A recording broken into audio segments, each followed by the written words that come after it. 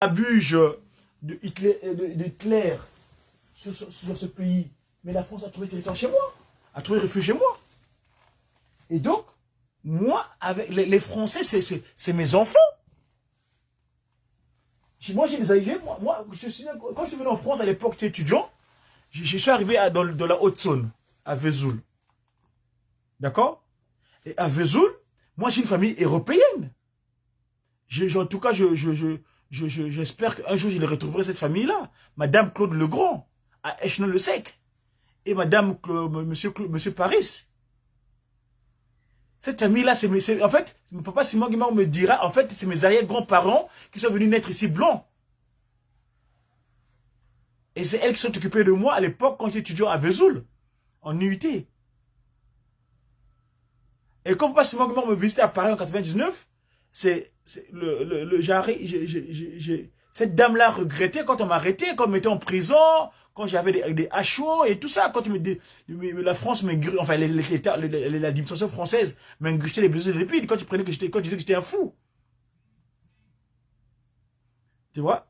Et cette dame-là regrettait le fait que malheureusement, elle peut pas changer mon état administratif parce que j'étais rentré déjà en France majeur. Parce que elle, pour elle, c'était sa fille, son fils. Madame Claude Legrand. Tu vois? Et donc, en tant que messager africain d'événements zélés pour l'officialisation de l'union matérielle de l'université, donc, je suis investi d'un devoir. Parce que moi, je suis président, mon père, mon modèle politique, Dieu le Père, Papa Guissolo Kele, quand il quittait la Belgique pour venir à Paris, il disait que, il quittait la Belgique et il disait que je vais à Brazzaville. Alors il vient à Paris. Donc le Congo-Brazzaville, comme je sais comment je les appelle le Congo, moi j'appelle ça le Congo Mbanza Kimbangu, et la France. D'ailleurs, les Français ont été les premiers. Tu m'entends là? Les Français ont les premiers à accepter le culte kimbanguiste. Ah oui, ils ont la formule. Puisque Papa Simon, ils ont respecté l'accord qu'ils ont eu avec Papa Simon Kimbangu. Je dis bien Hitler. Quand Hitler a envahi Paris, quand Paris fut occupé, De Gaulle, il avait eu vent de l'information que papa, le roi des Belges était appréhendé à l'époque de la Seconde Guerre mondiale, quand Berlin occupait l'Europe occidentale. Et ben, donc, De Gaulle, il quitte Londres pour se réfugier à Brazzaville. Brazzaville, donc, mon territoire à moi, était la capitale de la France libre. Et donc, De Gaulle, au fait, il apprend l'information que non, il y a un certain Kimbangu qui a aidé les Belges. Le roi qui a permis de libérer le roi des Belges. Et donc, De Gaulle sollicite l'aide de Papa Simon Kimbangu.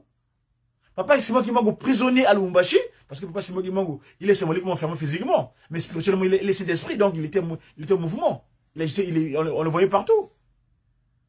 Donc, De Gaulle, en fouillant, donc, il va solliciter Papa Simon Kimbangu, là où il signe l'accord, parce qu'on le fait traverser de Lubumbashi, à l'époque Katanga, et on le ramène, Elisabeth Witt, on le ramène à Kinshasa, on le fait traverser. Là où il a traversé, je dis, il y a un symbolique là-bas. Les Français ont construit, c'est en face de l'ambassade, à la résidence de l'ambassade de France. Moi, à l'époque, quand j'étais enfant, j'habitais à Rumbama, à Bakongo, le deuxième arrondissement. Je me rendais pas compte, je partais jouer là-bas, je partais monter sur cette espèce de stèle qu'ils ont construit là-bas. Or, je savais pas qu'il y avait une histoire là-bas, en fait. J'étais jeune, je m'ignorais à ce moment-là. Je savais pas ce que j'étais. Mais je partais jouer à cet endroit-là. Or, c'est là, c'est moi qui a signé l'accord avec le général de Gaulle. Où il dira, quand le général de Gaulle sollicite l'aide de Papa Simon Kimbangu dit, moi j'agis, tel que je suis venu sur terre, en tant que Dieu du Saint-Esprit, j'agis avec cette pigmentation qu'on appelle le Ndombé. Donc, mets-moi, et d'ailleurs, l'accord, il dit, avant, qu'est-ce que tu fais, tu me donneras en retour? Parce qu'il a fait avec le roi des Belges. Papa Simon Kimbangu dit au roi des Belges, si tu veux que je libère ton territoire, que je veux que tu te ramènes là où tu es enfermé ici, signe d'abord l'indépendance du Congo le jeudi 30 juin 1960. Le roi des Belges signe avec Papa Simon Kimbangu.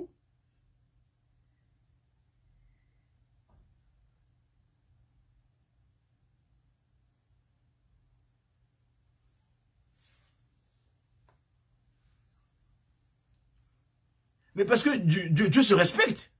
Les papiers sont importants, les paroles sont vols, les écrits restent. Pourquoi il y a la Bible? Pourquoi il y a le volume qu'on appelle la Bible? Dieu vient parler vaguement comme ça, mais il prend des précautions. D'ailleurs, fondamentalement, c'est pourquoi il a moi ce que j'appelle la conscience humaine. Il écrit les tables de loi lui-même de ses propres mains. C'est pourquoi j'ai toujours dit que la loi, l'Exode 21 à 17 ou Deutéronome 5 1 à 21, c'est la conscience humaine. Parce que de la même manière, Papa Kisolokele, qui est donc le potier qui a forcé cette masse terrestre, c'est ces propres mains-là qui ont écrit les tables de loi sur le mont Horeb. D'où donc les 10 commandements sont liés avec le corps humain. Un humain qui ne vit pas sur les 10 commandements, c'est un humain poreux. Il est animal, il n'est pas humain en fait. Vous verrez toutes les lois des consciences humaines du monde entier, ils se basent sur les 10 commandements.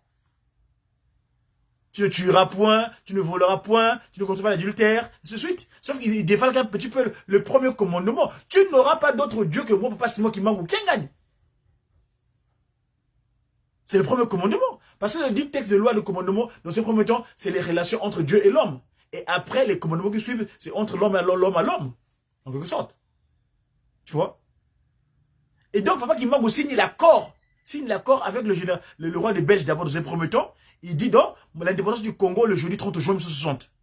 Maintenant, pour le cas de la rive droite, De Gaulle, quand il fuit à Brazzaville, capter la France libre, en ce moment-là donc, général De Gaulle, Papa Simon Kimbangu lui pose un document aussi, signe l'indépendance du Congo. L'actuel chef d'État du Congo actuellement, le président Sassou Nguesso, il a reçu Papa Simon Kimbangu le 2 juin 2022. C'est pareil cette date-là aussi que la France avait décidé, c'était un 2 juin, qu'ils ont libéré, signé en 1958. Parce que l'indépendance politique du Congo intervient 2 ans plus tard. Pareil pour ce qui est du Congo rive gauche.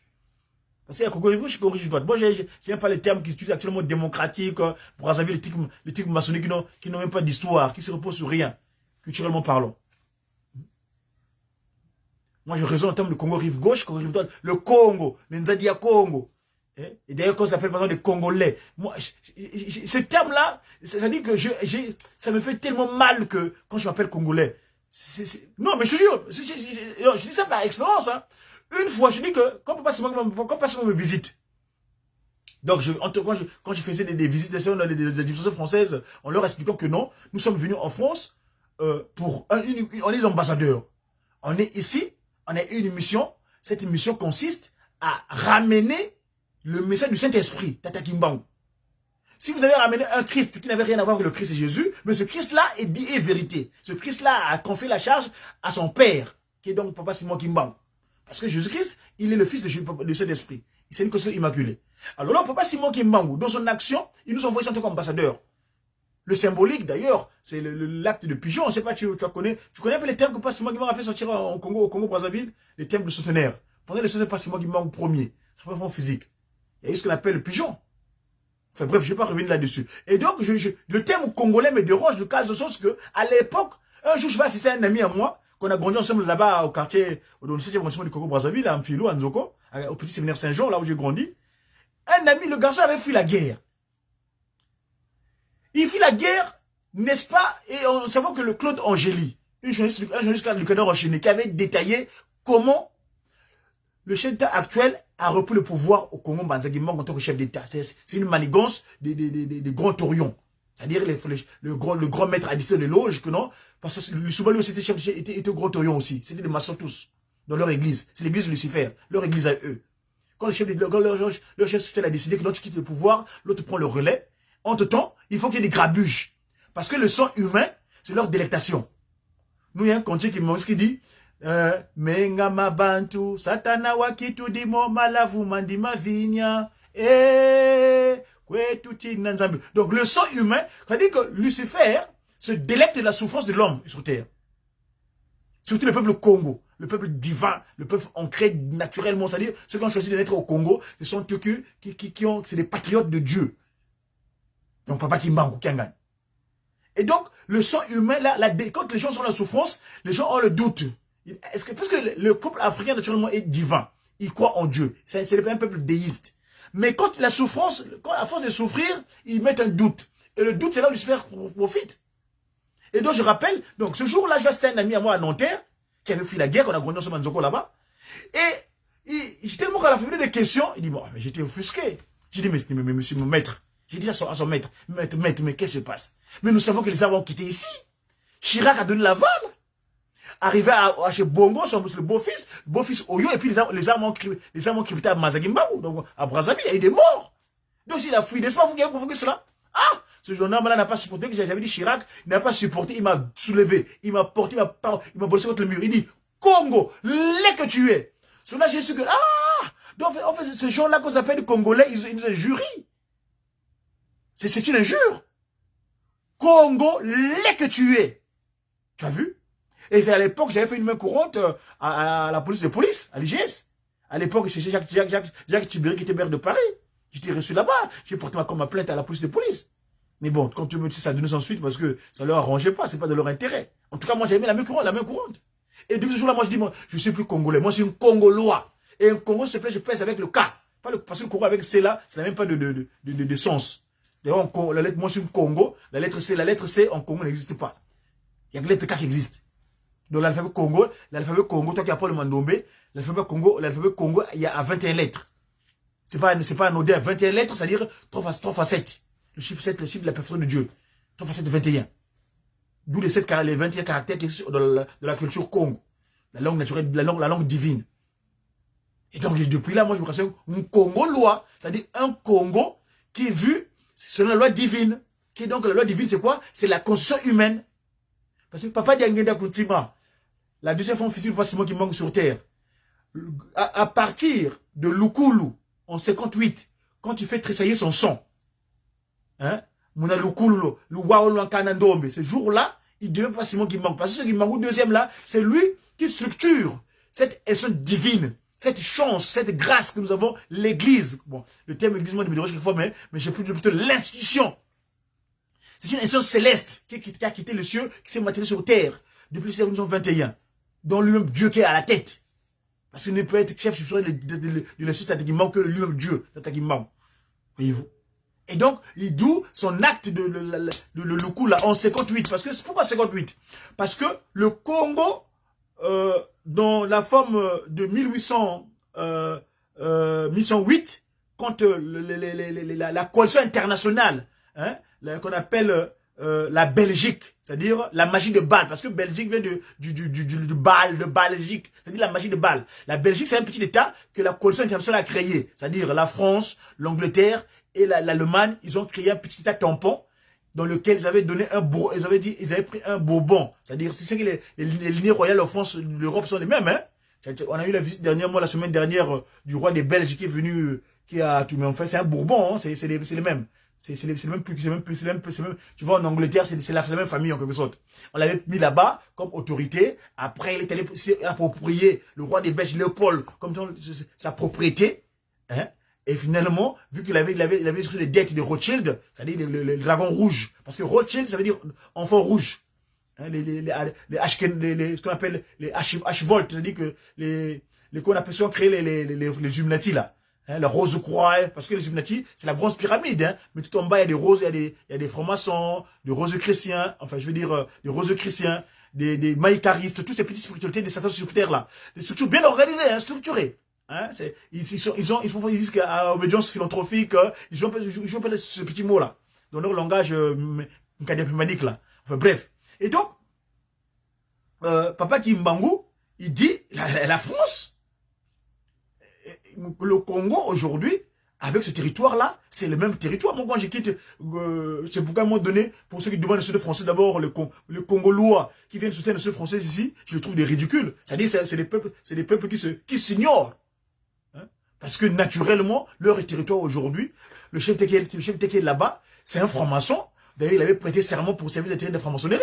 Donc, il ne peut pas exercer convenablement vu son chef d'État, son chef spirituel dans le grand tournoi de rue Cadet là-bas, ne décide pas. Tu vois? Moi, je suis pour ceux qui m'enguissent. J'ai le titre de Longhi. Si Papa Simon Guimangou décide en Kamba là-bas, j'exécute. Puisque c'est mon chef. Eux, c'est pareil dans leur église. C'est une église, hein. C'est des assemblées, hein. Mais à d'autres caractères, à d'autres, ils montrent un autre aspect dans leur pratique. Mais c'est des églises, c'est des structures organisées de Lucifer sur terre. Tu vois?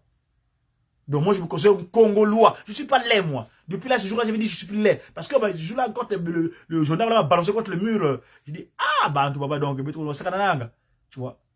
Et depuis là, j'ai pris conscience en tant que Congo, pour moi, le C de leur civilisation médiocre là, leur pratique chrétianité, d'ailleurs, un christianisme qui n'a rien à voir avec le Christ. D'ailleurs, aujourd'hui, Tata Kimbangu a dit, attention, mais on est des croyants, nous croyons Tata Kimbangu, pas leur chrétien qui n'a rien à voir avec le Christ de Lungana là. Le Christ de Lungana, c'est Kimbangu, son père, c'est Tata Kimbangu qui en gagne. Donc nous, on est des croyants Tata Kimbangu. D'ailleurs, le terme croyant, ça veut rien dire. Mais on est Kimbangu simplement. Donc, attends, j'ai un appel là, un instant.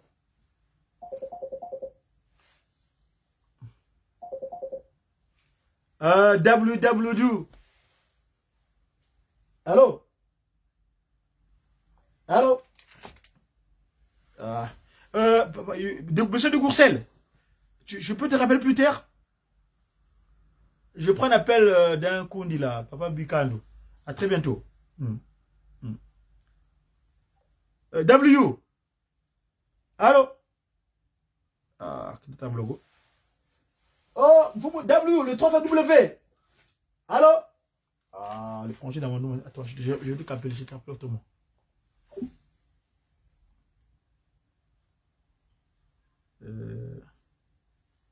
Imboke lenge katambo dengi ko.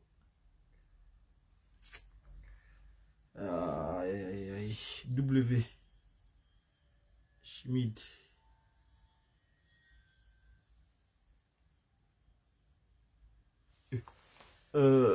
Oh, mfumu Orel, tambote kia kutata. Boy mavimpe.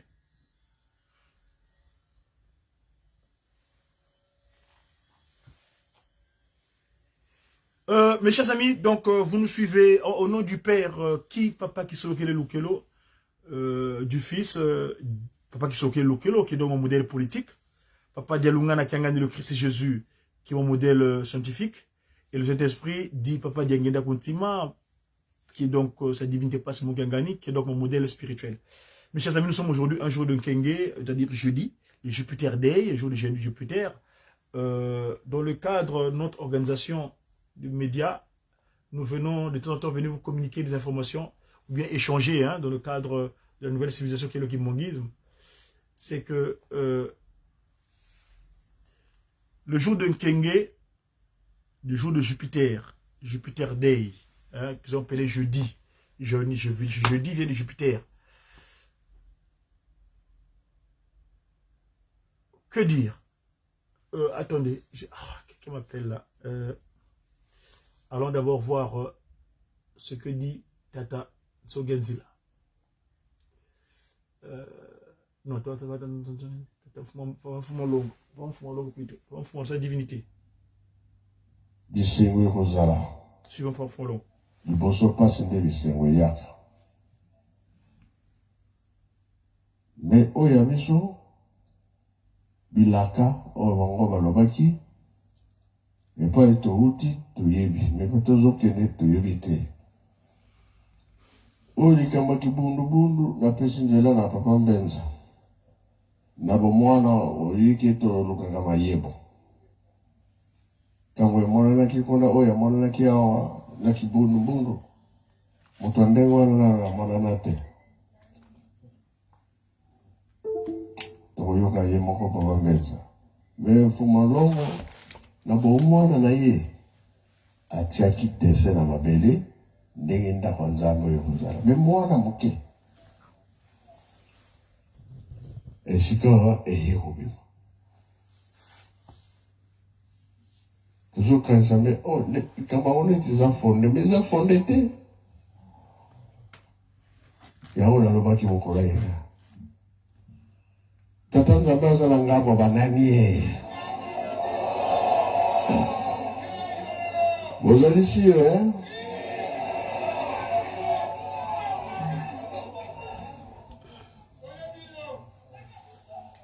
Ah. Tango ba Belgique balobi, lingomba kimbango bima libanda bana kosambela. Ikamo liboso ba papa ba oyelaki. Tolona tobokola. Nankamba bilanga ya liboso mbanza tinda kindenge Papa de Gaulle alobaki. Mbuta mutayebisaki. Bilanga ngo kuna wakendaki. Nguma imonanaki. Me nguma wana ezaki ya moto. Soki babandi ya usabilanga iye atelemisi moto. Batu babangi bazongisima. Baye koyebisa papa mbanza. Mutango kiari yebisi papa. Tala makambo eza kolenga kuna. Yaro bon tokende kuna yo kozala liboso ngana kolanda yo na sima. Bakomi pe batu bazaki kuna bamoni mutango kiari basepelaki. Na sima na ye pe papa azalaki. Kuya liboso papa betaki ye ezwaki ete. Soki azwaki baku ezaki 9 coups. 9e ne ya monaki pasi. Akei me ake koswa nzete ya mobeso. De bakataki mutu wana. Mutu wana pe ya komaki na mayele wana ya mabe. Akufa. Nige bapomaki ngoma wana ya pe akufa na ye. Nyoka mutu akota na nyoka be mutu Borobaki ni papa mbeza robaki.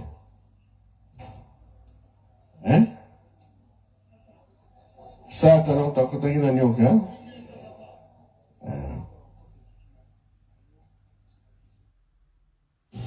Ba mama, ba tata, ba jeune, salatango ekozonga. Totelemisa nyonso mbala moko po tango nango ekoki. Soki ngara robe kamba na tango wana misale bandaki papa sepelaki mingi papa fuma mbanza. Puta mkwa kiari biso tuzaki bana meye likambo toyebisaka bino tango nyonso mama kwa kiari nde aibi histoire bien na binsala tango papa ke kolakisa place ba mama wana osala misala nguma ibimi nguma ebimaki eza kobangisa bamama me nguma wana ezalaki moto mwana mwasi mpe musulukele nkeleo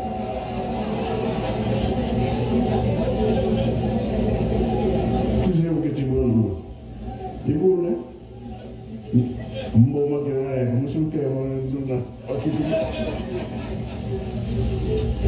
Kasi tami kumbu kon saya pa.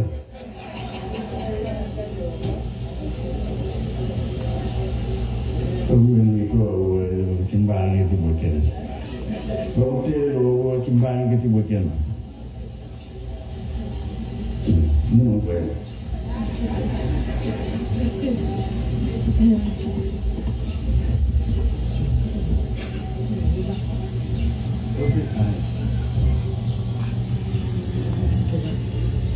Ya solo batata na ba mama boli misangai na pesa ba papa simo kimbangu kyangani ye mutaza wana ye mutapesinga nzela basoba za wana apesinga nzela tena koloba te ye aza papa ya solo batata na ba mama ezalaki boye ngomba papa simo kimbangu ezalaki pasi biso baloba na biso boye eto zalaki bana mike soko mopaya ye atuni yo mama mwilu aza wapi koloba te place mama mwilu aza te lobaka mama mwilu aza te banani bato basambilaka loba boye toyebi te awa moto asambilaka nkombo ya papa simo kimbangu aza te tobomba makambo wana na ya solo lingomba papa simo kimbangu lelo ebimaka papa mfuma mbanza alobi boye papa yoki pasi lingomba na ye etikali moke ebima kasi ya solo bayoka na koko lingomba ya papa simo kimbangu soko ebimi papa mfuma mbanza alobaka dibulingo. Désolé amis, le fichier va se poursuivre. Hein. Là, pourquoi je vous fais passer cette vidéo? C'est dans le cadre de cette action que nous menons. Notre message en tant que disciple de sa divinité, c'est que beaucoup s'ignorent pourquoi ils existent sur terre. Quel est leur but ici-bas sous le soleil? Or, l'ignorance, c'est un danger. Toute personne qui s'ignore, c'est une personne vulnérable. Allons suivre Maman conseillère directe, Karo Kadi. Kolobate place Maman Mwilo Azate. Lobaka Maman Mwilo Azate. Banale bato basambilaka. Loba boye to yebite. Awa mutasambilaka komba ya Papa Simon Kimbangu Azate. Tobomba makambo wana. Na ya solo di ngomba Papa Simon Kimbangu. Dele bimaka Papa Mfumambanza lobi boye. Papa yoki pasi di ngomba na ye etikali muke bima. Kasi ya solo bayoka na koko. Di ngomba ya Papa Simon Kimbangu soko ye bimi. Papa Mfumambanza lobaka di ngomba ya Papa yoko bima. Kasi nakusasa bilanga. Kasi bilanga nakusasa totala mabele te. Pana senga mabele. Papa senga ka mabele na lukengu. Lelo asenga ka mabele. Azwi mabele. Alobi na mama dele koki. Ngomba ya tate bimi kasi. Tangu soko ye koki mukiri mubimba yeko ya nkamba. Azala nani. Nkamba. Unafana sasa bilanga. Bilanga ya zwi yango. Nakosenga pondo kasi pondo ya liboso. Nakosala bilanga ya ngamoko. Ngomba mukiri mubimba. Ekozala wapi, mpoto wapi. Ngomba ya tate ekozala. Baparoasi. Bakotonga. Kasi liboso bilanga nanga. Nakobuka pondo. Nakolesa batu. Ekoruta liboso na bilanga nangai. Muna mama tunaka yebo. Ebo siko bilanga ozidango wapi. Nona binsala. Muna ya solo batata. Naba mama toko kene musikate. Papa zwaka mabele. Abenga ka bato amboka ngombe kinsuka. Ezalaka mkola mitano kato zalaka bana mike. Badati totiaka ngona mutute. Kasi nakanga tata etikali musika mingi te ngobima.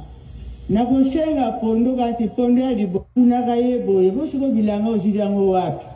Nona binsala. Una ya solo batata. Naba mama toko kene musikate. Papa zwaka mabele. Abenga ka bato amboka ngombe kinsuka. Ezalaka mkola mitano kato zalaka bana mike. Badati totiaka ngona mutute. Kasi nakanga mukolo. Ezalaka mkola mitano. Dize leboti. Ba mama ya ngombe kinsuka baye. Lelo bayaki. Papa lobenobo kene kosala bilanga. Ngoma ya tata etikali musika mingi te ngobima. Nakosenga pondo kasi pondo ya liboso ekoruta na bilanga na ngai. Na lelo bakendaki babandi musala. Ele babandi musala bakomi 11h. Njete moko babenga kakienga. Babandi musala bakomi batala na sima njete nguma telami. Bato sala bilanga na sima ye na sima. Bamoni nde wana babangi. Papa tindi dele wana kombo ya papa ezalaki te di ngomba ebiminani te. Kombo ya mboka tata kangali. Ansi tata tindi biso tosala bilanga. Mungu matelemi. Tokosalila ndengi nini. Ya solo o bazalaki makasi bakipesaki basalaki. Kasi babana kokima nguma pa nguma amelaka mutu. Tokosalila ndengi nini babangi. Bamoni mbala liboso ya mibale. Batindi mama kuna ya ngombe kinsuka. Kino benga tataka ngani aya. Kwa bilanga batindi biso mato sale zaki. Mutu wana batinde kilenda yaki papa zaki taye. Na vala nda azotonga.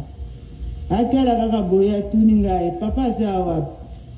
ono ye wana azosala kitaye afukami alobi na lo papa otindi biso kasi mai tosala eza te tata atuni mpwana nini mukikongo babengaka mboma tobandi mosala mboma atelemi mai tosala eza te papa simbi atie masini maboko tonga atie na mkola masini abunzambi moke atali likolo mbala liboso ya mibale abengi ngai biloko ebeli ni biloko ebeli bongisa biloko ta makambo bayebisi ngai tokende le tokomaki nabongisi biloko na ye mutu aya kozwa tata na ngai papa akoti na ndako ye akotaka na ndako munduki ya biso ya mboka azwaki masasi 10 du bois atie na kati ya munduki oyo ya 10 wana atie na poche nazwi biloko na memi nazwi mosusu napesi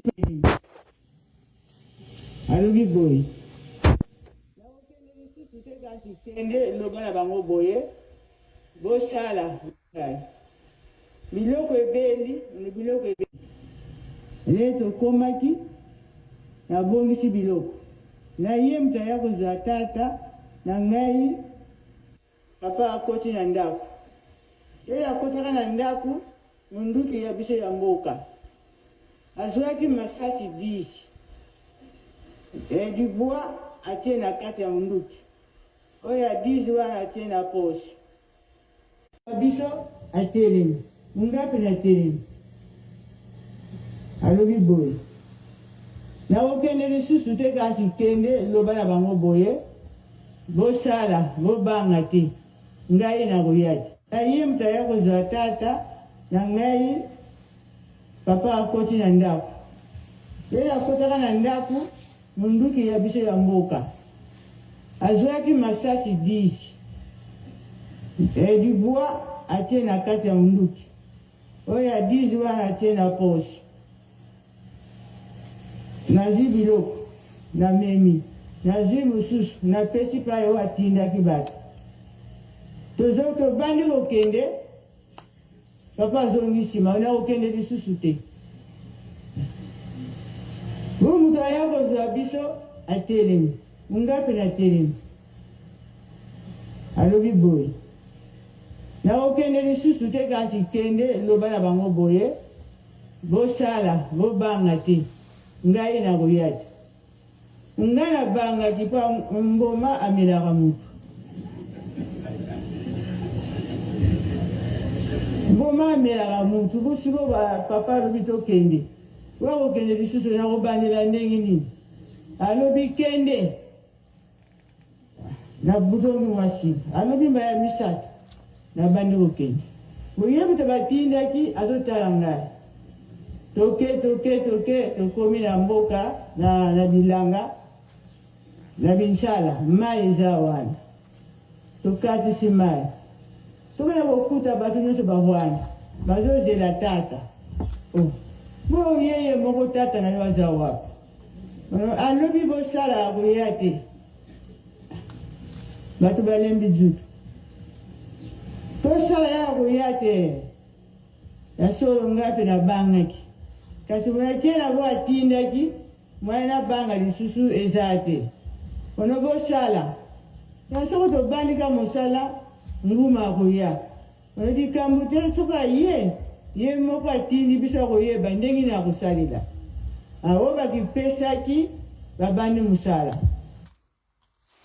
Voilà, le témoignage se poursuit parce que je suis désolé, allez sur mon compte YouTube Godidia Congo, vous le trouverez. Mais c'est fondamental parce que ici, c'est les agissements des pratiques inappropriées qui occupent nos territoires. Parce que Papa Diangenda, lui, il nous a donné une anecdote. On va peut-être trouver cette anecdote-là. Suivons.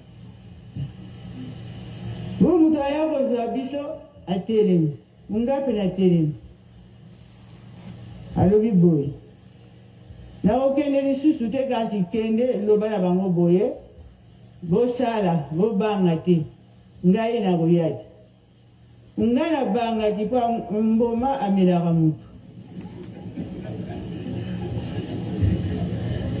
mboma amelaka mutu bosiko papa alobi tokende wakokende lisusu na kobandela ndenge nini alobi kende na buzomi mwasi alobi mbaya misato na bandi kokende boye mutu batindaki azotala ngai toke tokomi na mboka na bilanga na binsala mai eza wana tokatisi mai tokena kokuta bato nyonso bavwana bazozela tata bo yeye moko tata na yo aza wapi alobi bosala koya te bato balembi jutu tosala ya koya te yasolo ngai mpe nabangaki kasi moyaki na bo atindaki mwaye nabanga lisusu eza te ono bosala yasoko tobandika mosala nguma akoya ono likambo te soka ye moko atindi biso akoyeba ndenge nini akosalela oyo bakipesaki babandi mosala oyo bakipesaki bazobanga lisusu nguma ameli bango ngai na telemi babandika mosala tokomi midi nguma telemi lela telemaki ngai nalobi bosala bamosusu tokobandela ndenge nini ono bobanda ye moko moto atindi akoyeba ndenge nini akosalela ale nguma tali nga lela talaka nga mpe natali yo bato nyonso bamosusu baza na bango wana nkamba nguma tali atali nga mpe natelemi kaka aho bakipesaki bazosala nguma azotalaka ngai bosiko ngai natali mono ngai naza mwana nakena batindi nga soka komela nga soko ndenge nini ye moko akoyeba totalani oyo bakipesi na mosala bazosala oyo bakimi tovandika moke boye papa abimi nasali boye nana nguma na ye papa natiki ye nga napusani nguma atali ngai atali papa atali bato nyonso nga mpe nazotala papa atali ale azwi munduki ya liboso abeti ya mibale ya misato azokweya te lela nga bolanda ya mine ale mbala moko tomoni azokita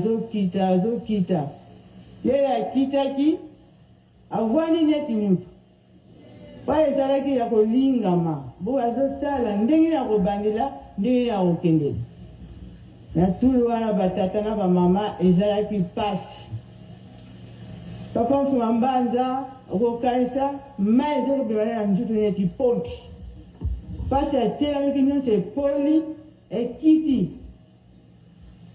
nguma atelemi ale atali mbala liboso ya mibale ale abaluki lela abalukaki abandi kokende akende ti mutu tudwa eto wuti bao baziyebi zenga ali nitozoke na sisa zamba moko babengaka sisa njela moko eza wana ali akatisi njela wana lela akatisaki papa liboso nga na nsima nkangu nyonso balangi toke ape komona nzete moko nzete wana lela amonaki yango afunguli munoko ale aswi nzete wana lela aswaki nzete papa amonaki bo alongola ye na nzete watia na mabele pa bomi na ye wana kausu boyebi yango abendi mbala liboko ya mibale ya misato papa alobi bopesanga masieti papa azwaki masieti ale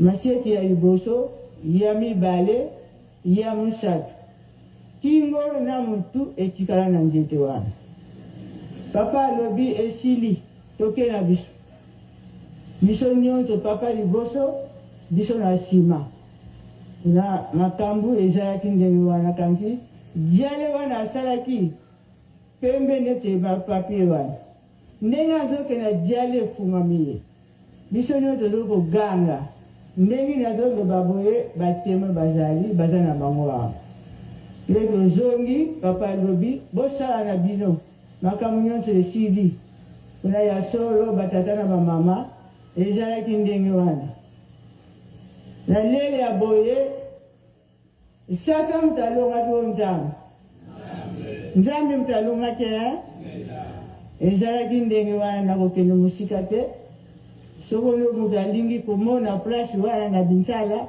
papa ayebi yango ezali na sisi na komba tata mwana ya limo mosantu amen.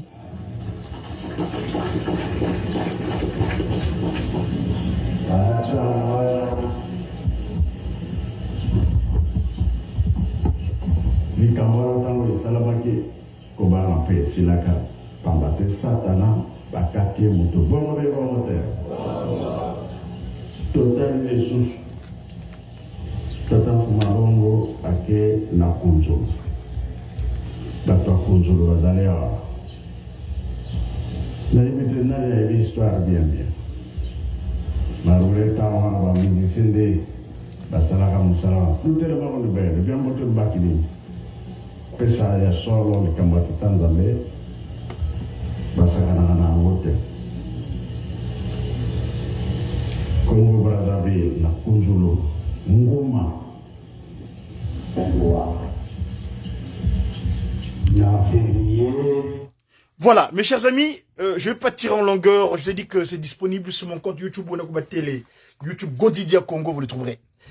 Ici, pourquoi nous nous sommes retrouvés avec ce témoignage de Ngudieto Nkaka Kunaka Wenina Kutuvila Kanagombi Sambu Bieto Kadiwa Kitwa Gimpovila Keto Maman Kwakiadi. Merci. Sa divinité n'arrête pas d'insister là-dessus. La leitmotiv que l'on appelle Kobokola, l'autosuffisance alimentaire. Parlons du l'eau de serpent. Nous, grâce à la source Mandombe, Papa Wabeladio nous dira, Papa Simon, comme vous l'avez dit, d'ailleurs, Papa, sa divinité l'a encore dit dernièrement, il dit, si vous avez un mot français, un mot d'origine qui n'est pas d'origine africaine, mettez-le dans votre langue naturelle pour la compréhension. Et on m'a nommé tous les mots outre-africains qui ne sont pas d'origine africaine, nous les écrivons tels qu'on entend. Quand vous prenez l'animal, le mot serpent, c'est-à-dire cet animal qui a servi de pont. Papa Nsonganzila, Papa Simon a dit tout à l'heure, que si à l'époque Satan, quand il a réussi son coup d'état, le coup d'état il l'a réussi grâce à l'animal qu'on appelle le serpent, oui. C'est cet animal qui a servi de pont. Parce qu'il réclamait un droit de l'homme, le droit d'être homme. Et oui, c'est ce jour-là qu'il avait réussi. À partir du coup d'état, c'est-à-dire qu'il était esprit, mais il a réussi à se matérialiser. Et donc, Lucifer, l'animal qu'il a utilisé, cet serpent qui est l'impérialisme. Ils font des coups d'état. Ils prennent des militaires, ils les mettent à la tête du pouvoir.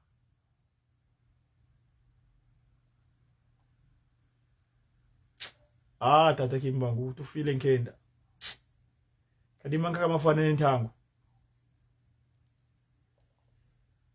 Nyoka atogana été, le serpent ne construit jamais. Aujourd'hui, les paroles sont désertes. Les gens viennent plus à l'église parce que, sous prétexte que voilà, il ne sait pas les choses, les gens désertent la place. Mais non! Papa Dengenda le dit. Il dit, Nyoka atogana été. Ah, si je peux trouver cette anecdote, il peut faire mon longo. Il dit, le serpent ne construit jamais. Nyoka soka moni ndeke. Asali moi sans anaye. Maman ndeke. Ako kima. Ah, serpent. Et ça va aller à bateau. Au kimi. Allez. Ndako, ce nid que l'oiseau a construit. Eh ben, il devait sa résidence. Eh ben, lui, le serpent, lui, maman ndeke, l'oiseau fuit. Et en ce moment-là, eh ben, il devient impérialiste. Il prend la place. Mais Papa Dengue poursuit dans son anecdote. Hein. Il dit, il y a d'autres serpents, avec leur bec. Quand on trouve le serpent là, il le coupe la tête. Papa Dengue a fini son anecdote en disant que ma sesewana ezalaka chibakaina bino. Ezali nécessaire. Hein? Le clavier. Ezali nécessaire. C'est important de l'écouter, je ne dis pas long parce que les gens désespèrent trop. Ils oublient ce qu'ils sont.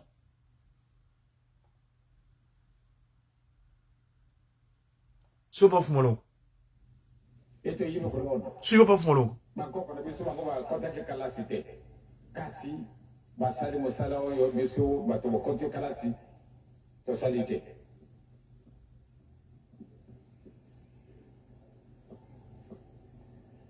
Tata pengeta wate ete ka biso alula kete nyoka ayibi kutunga ndakote mingi. Vraiment ces applications là, quand on parle de choses vraies ça bug, n'importe quoi. Mingi na ka television to yiba kete nyoka ayibi kutunga ndakote mais mokote o ya kurvete nyoka ayibi kutunga ndako mtu ayibi dikamane wana azalite fana nini na Natali na lui ya solo banyoko nyonso tu okoro kutana na ye nanda komuninga salira kaye il vient changer automatiquement l'impérialisme na makasi na ye même akutana bino kuna 10 hein akopanza bino mpamba tibino moko mutako bokomona ye bolibi serpent azala kamabe a changer ndako na bino abibisi bino ye afandi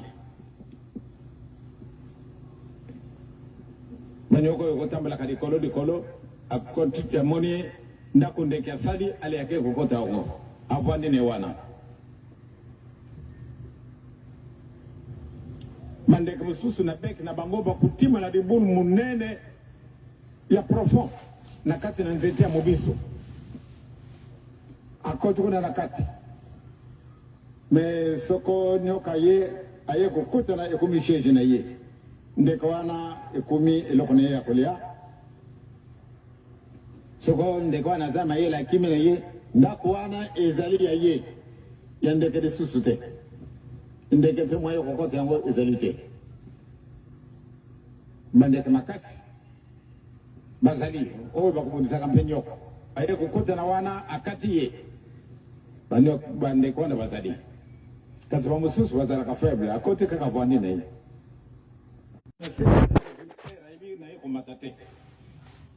kasi akoti ndenge kamara na bisu tutu atonga genda kuna ye ndako wana ndeza la kama mutavimpere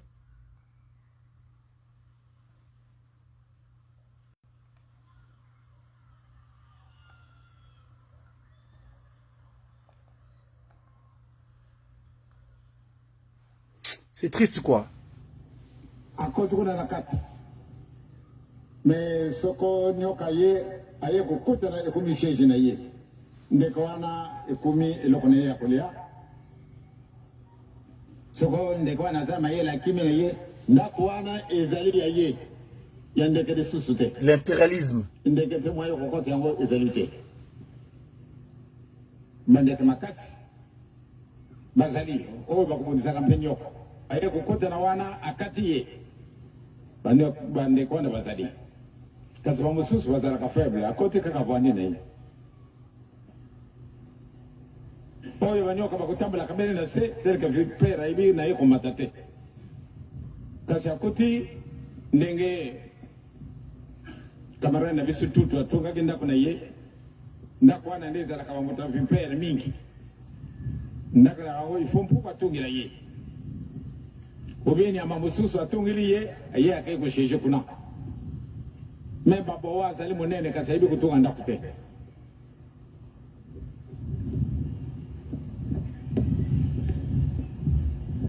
masese wana wazala ezala na bino vraiment na kati na bakaye na bino ezali nécessaire